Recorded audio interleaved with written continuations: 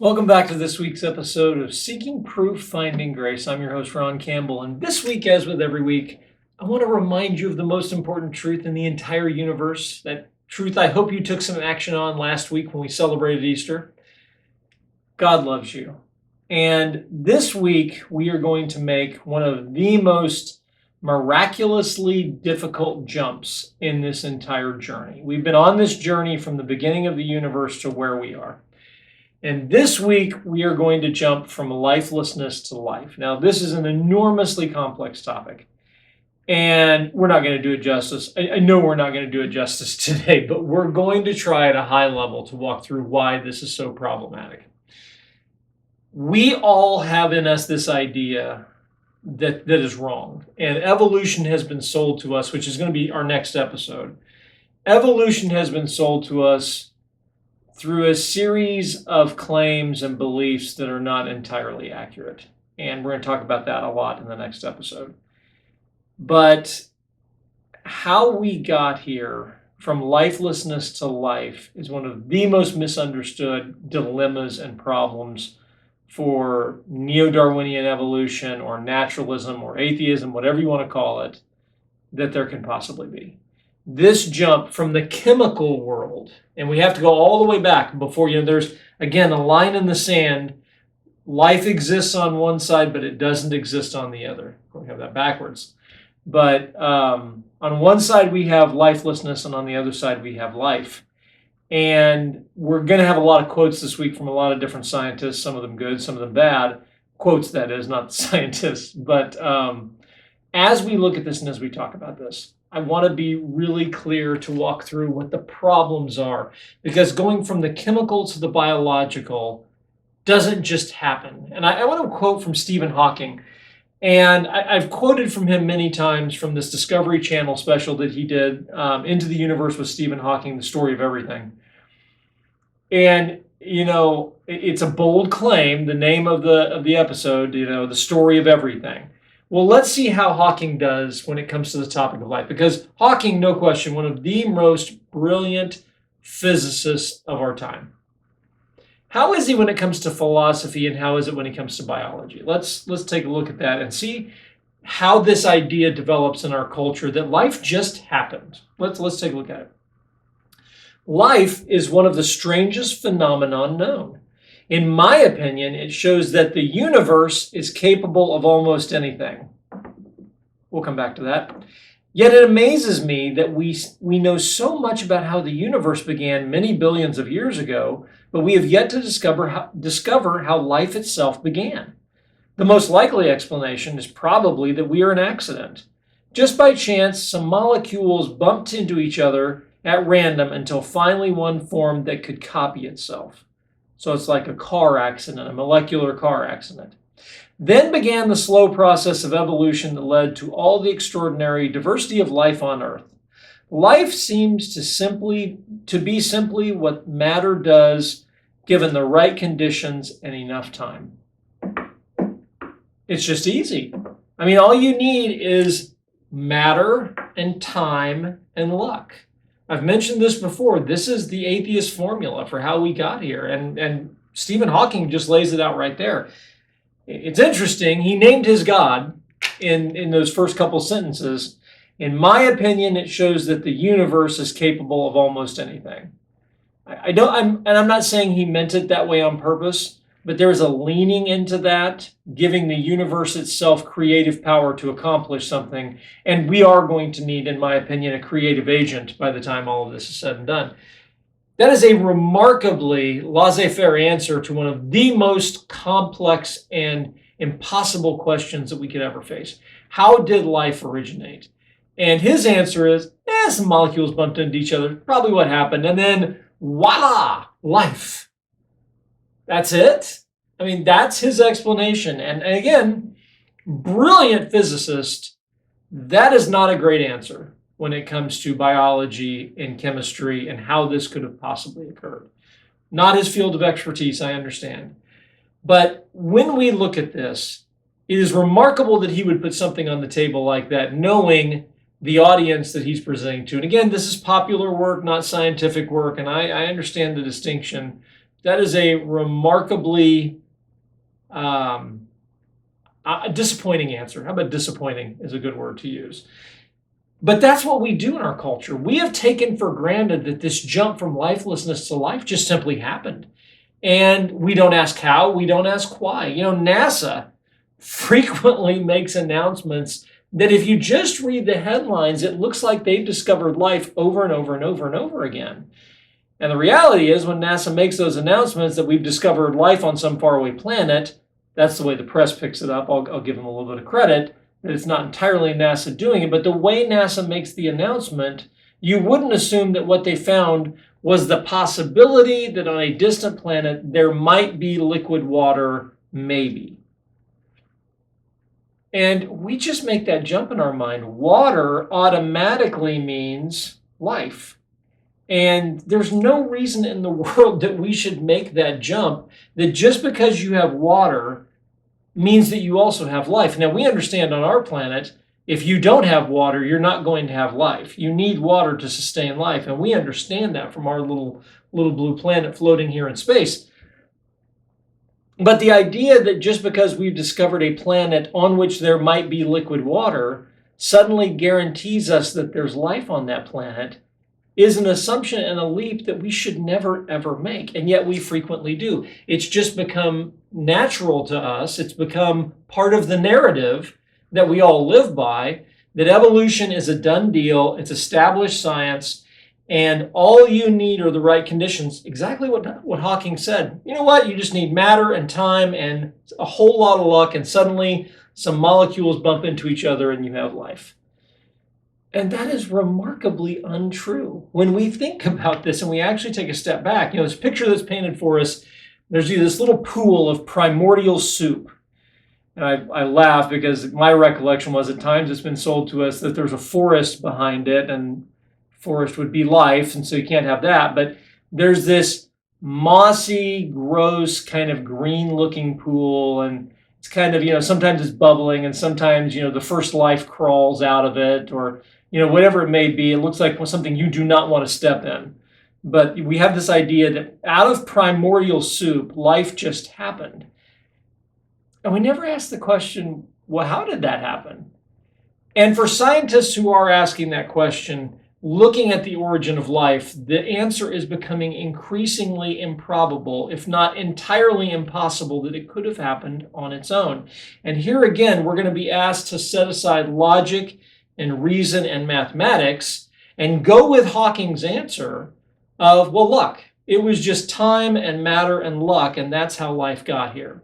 So to look at this question, I think we have to look at two different things. When we're looking at the origin of life, number one, what is the target that we're shooting for? I mean, how complex is this, and what would that look like? And then number two, how hard could that possibly be? For those of you who are Top Gear fans out there, you'll get that reference of a question you should never ask. But when we look at that, the question of getting this thing off the ground is remarkably difficult. And the target that we're shooting for is something we don't often analyze. So what is this first cell? What is it, our initial ancestor, the first life on Earth? What would that have had to have looked like? Now, you're only going to get one chance at this. And again, the reason why, as we're going to discover in a moment, it is going to be mathematically impossible. Not improbable, but mathematically impossible to get one cell. So if it happened, it's going to have to be everything all in one shot. It sounds like fine-tuning, and it sounds like the beginning of the universe, and it sounds like so many other times that we're going to stare down math and call math a liar and say, well, impossible odds mean nothing to us. We believe it could happen. Okay, but let's talk about what that would look like. If the first cell is going to be the only shot we have at this, what does that tell us about what it's got to be? Well, number one, it's going to have to be remarkably resilient, because it will be the only living thing, as far as we're concerned, in the entire universe. So we have a living cell all on its own. It's going to have to be able to survive on its own, not going to need nutrients. We don't know, the conditions are probably going to be pretty harsh for life. It's going to be in a pretty bad spot. It's also going to be completely on its own. So it is going to be 100% on its own, which is going to up the stakes dramatically, because what most scientists would like to say is, well, you got a basic primitive cell. The problem is we're going to add enormous complexity into that, because what that cell is going to have to do, since this is a one-shot only, is reproduce itself. And cellular reproduction, while it's something that we commonly observe today, if we take a step back and look at it, a cell being able to reproduce itself is a remarkably complex idea. There is no reason in the world to believe that that could simply just happen. So it is going to be not just a regular simple cell. It's going to be resilient. It's going to be able to survive on its own. It's going to be able to reproduce itself.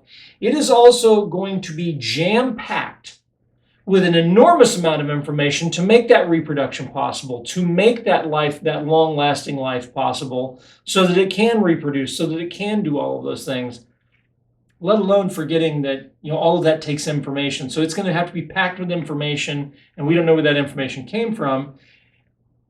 And when you bring all of it together, you're also going to have to animate it. You're also going to have to get, this we call it the Frankenstein problem. How do you get that initial life, go from lifelessness to life? Just because you bring together all of the parts of a car doesn't mean it's automatically going to start. It has to be assembled into a functioning machine, and you still then need a battery, fuel, and the spark to fire it up and get it going.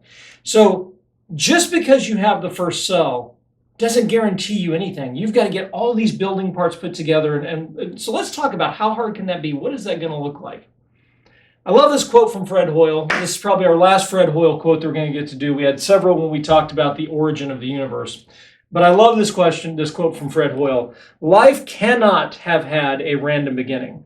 The trouble is that there are about 2,000 enzymes, and the chance of obtaining them all in a random trial is only about 1 part in 10 to the 40,000th power.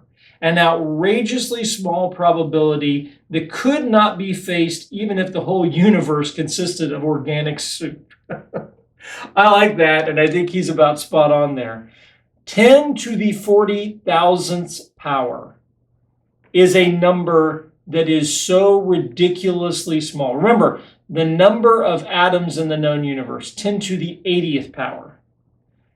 He's talking here about getting these enzymes in place, 10 to the 40,000th power.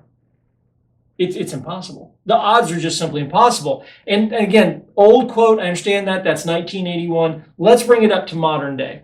And I want to quote from Stephen Meyer in his book, Return of the God Hypothesis. A great read. You ought to pick it up and read it. Fantastic book. We're going to quote from Dr. Meyer several times today. It says, in my book, Signature in the Cell, I perform updated calculations of the probability of the origin of even a single functional protein. You're going to need more than one, spoiler alert, or corresponding functional gene, the section of a DNA molecule that directs the synthesis of a particular protein by chance alone.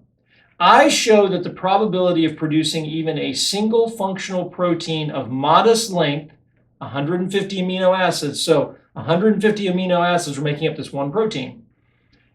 By chance alone, again, the probability, by chance alone in a prebiotic environment stands at no better than a vanishingly small 1 chance in 10 to the 164th power. An inconceivably small probability. Yeah, I would say so. That's to get one protein. Now, you might be tempted to say, well, I mean, okay, that's a protein. We're rocking and rolling, right? No. One protein doesn't make up a living, functioning cell. So you might ask, well, how many proteins are we going to need? Conservatively, about 250 proteins to get a functioning cell. 250. Now, the odds of getting one by random chance, 10 to the 164th power. Number of atoms in the known universe, 10 to the 80th power. This is 10 to the 164th power. And that's to get one. You're going to have to repeat that 250 times. So when I say the mathematics on this is impossible, it is horrifically impossible. There's no bridging this gap if we're being honest with ourselves. It's just something you're never, ever, ever going to get to. So then you might be tempted to say, but wait a minute, we've got one, all we need is one, and so if it could happen once, it could happen again, and let's bring all of this together. So what is it going to take to get those, 10 to the 164th, sure, that sounds bad. But, again, how hard could it possibly be to get this to the next step? Glad you asked. Again, quoting from Dr. Meyer in his book, Return of the God Hypothesis, talking about several scientists, Tompa and Rose have demonstrated mathematically that even having all the requisite parts for a cell will not ensure that those ingredients will self-organize into a living system. We talked about before, you've got to animate it, you've got to get it going. You have to put all the parts together, actually, and then you have to animate it and get it going. Instead, the cell, like the individual genes or proteins, faces an extreme combinational problem. So it's a puzzle. How do you put all the puzzle pieces together? How do you assemble an engine together so that it actually fires off and goes? I took a small engines class in high school, and we had to disassemble an engine, put it back together, and pull the cord on it to get a spark to prove that we had done it right. Well, what did that take? It took intelligence. So how do you do that? So what would this combinational problem look like? Tompa and Rose calculate, building on the work of protein scientist Cyrus Leventhal, that there are a whopping 10 to the 79th billion different ways of combining just the proteins in a relatively simple unicellular at least.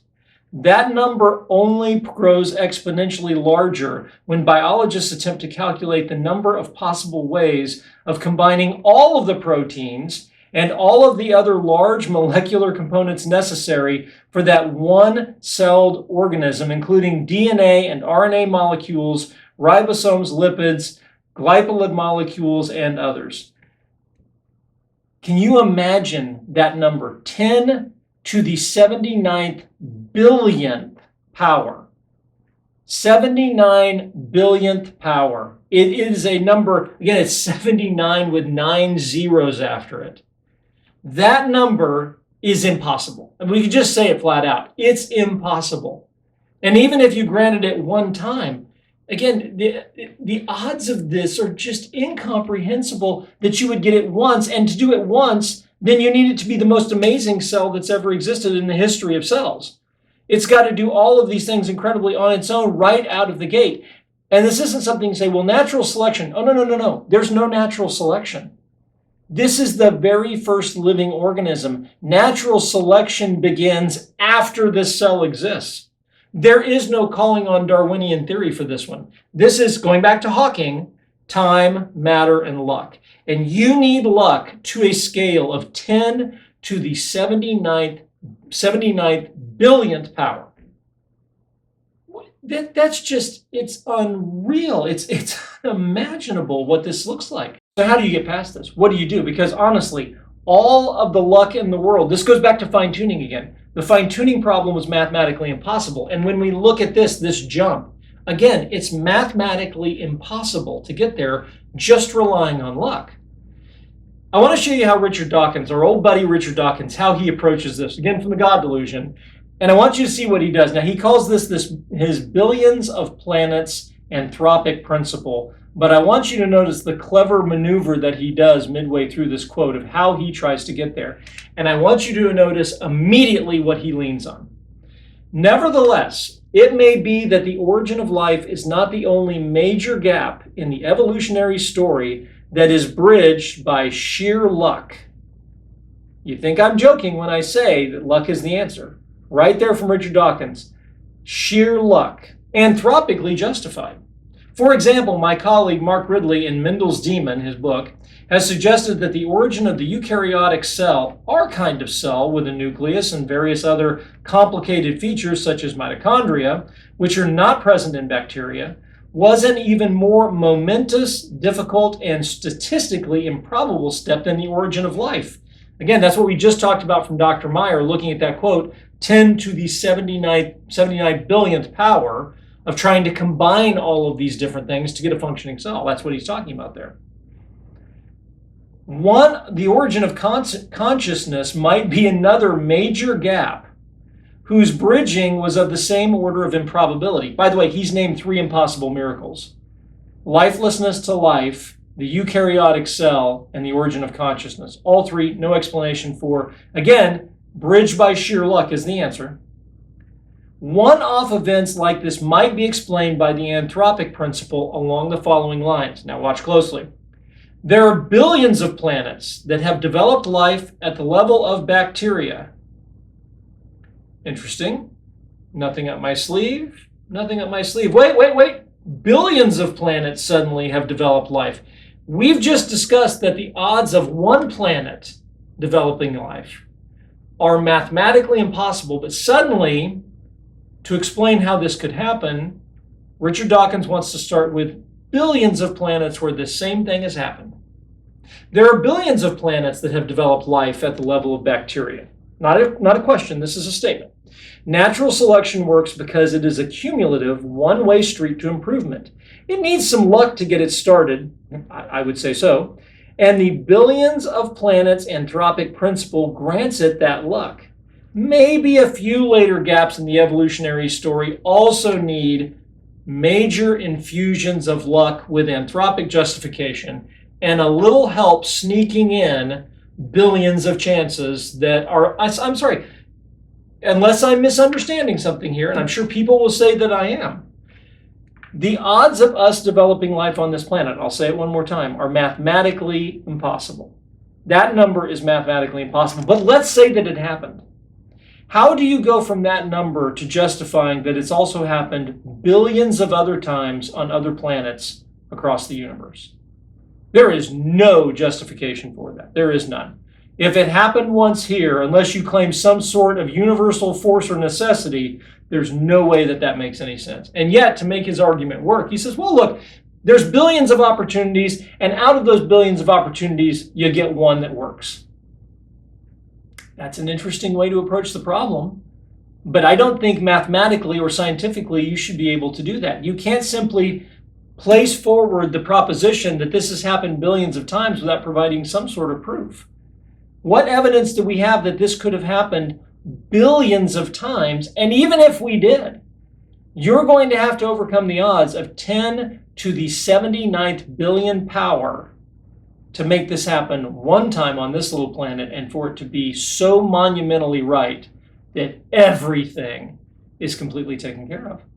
I know you get a little passionate and worked up about this, but again, you understand this is how this is presented. It just happened. Nothing to see here. Move on. Moving along. It's fine. Nothing to see here. It's all good. Except that it's not. Mathematically, this is just simply impossible. And again, the one thing that we keep forgetting in all of this is not only does this have to happen, that they all have to come together. To get a cell, you have to bring all of these proteins together. All of this has to happen perfectly. Then you have to animate it.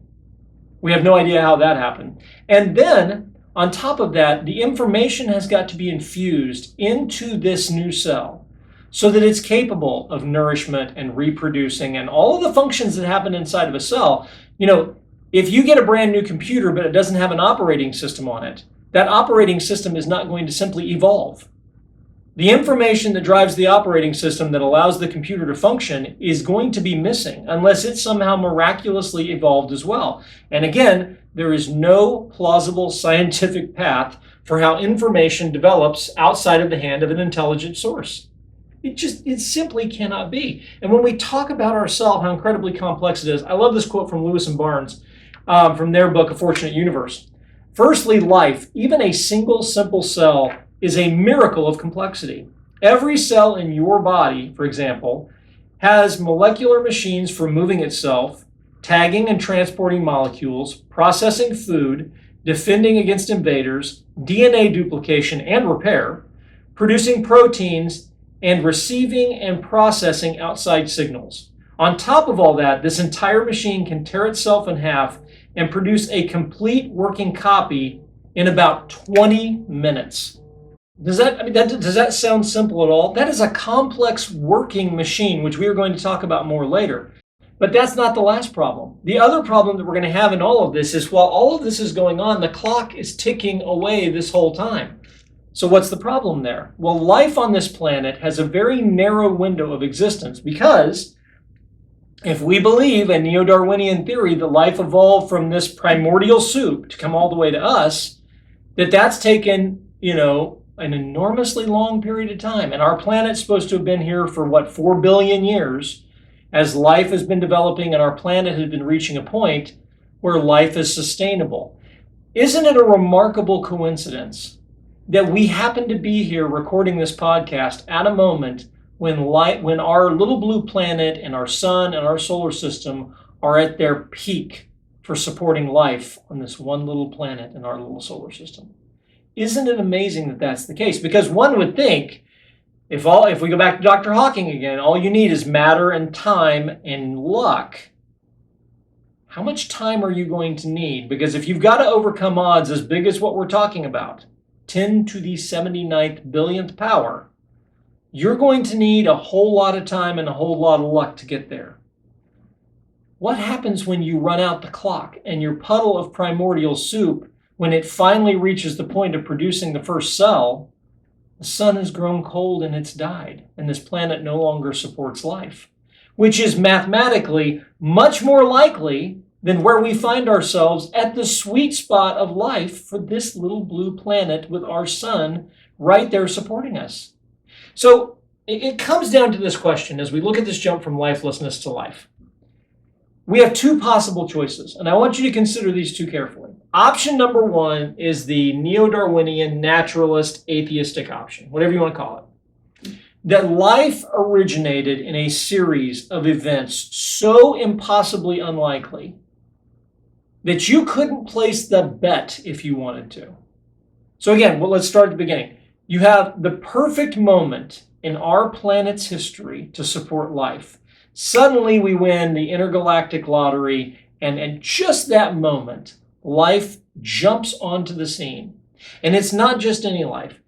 Thousands of exceptionally cooperative amino acids come together, even though they shouldn't. I mean, the odds of it, again, are incredibly small. But all of these amino acids come together to form not just one protein, but hundreds of proteins. And those proteins miraculously come together in exactly the right way to form the world's first and maybe most perfect functioning cell ever. A cell that's capable of reproducing itself, surviving in an environment, a harsh environment, no food, no resources, no anything, surviving all on its own, complex enough to reproduce itself, incredibly resilient. This cell is, in many ways, we'll talk about maybe down the road, I think it's the epitome of evolution. I mean, what else do you need? If this cell can do all of that, then I think we're all a step backwards from this cell historically. But so this supercell is what is produced in the very first try. And contained within that cell, miraculously again, is all of the information that it could possibly need to live and thrive and function and reproduce. All of that information comes from nowhere. And one miracle after another, they all come together. Now, we've been looking before at all of the impossible things it took to get here, whether it was fine-tuning or the formation of the universe or the formation of our little planet. But now in this one jump from lifelessness to life, we have to stack multiple impossible miracles on top of each other. And I mean impossible logically, mathematically, and scientifically. Let's be honest. Those things do not happen. And I know we keep looking for answers of how they could happen, but if we just stick with logic, reason, and math, it should tell us that they're impossible to happen. All of this has to come together perfectly, and then it has to be animated somehow to come into life. So that's option number one. We're willing to go with Hawking's theory of time, matter, and luck. And so much luck that it's impossible to even imagine what it is. Or option number two, that an intelligent agent created life on this planet because only an intelligent agent could be responsible for that much information built into a cell that is that complex, that is capable of functioning like a machine and able to do all of these things. You have one of two possibilities, and I present to you the option you have to choose. What is the most likely option? And I would admit, I would put on the table, the most likely option is the second choice. The most likely option is that we are the result, that life is the result of an intelligent outside third party. The other option is just impossible. It's not just unlikely, it's impossibly unlikely. It just mathematically could not have happened. So that's where we find ourselves in this journey. And how we got here is going to be our podcast for next week, because we're going to talk about all of the things about evolution that we don't ever talk about that we should. And next week, we're going to talk about those. So I want to thank you so much for joining us this week. I know I get passionate about this, but because this is not what I was taught when I was coming up through school. There were so many things that when I went through high school were not ever mentioned to me. And I kind of feel like I wish they were, because it would have made this choice so much more complex. And there is so much to consider when we're looking at this. If you enjoyed today's podcast, I hope you'll consider hitting the like button for the podcast and the subscribe button. Well, the like button for the episode and the subscribe button for the podcast. You can find our episodes on prooftograce.com. You can also find our episodes out on Yahoo, on YouTube, iTunes, and Spotify. You can find our website at prooftograce.com. And you can find us and reach out to us via email at prooftograce@yahoo.com. There's your Yahoo reference. Thank you so much for joining us. I want to thank you for being here today. And next week, we will tackle the icons of evolution. They may not be as reliable as you think. Thank you so much for joining us, and have a great week. Bye-bye.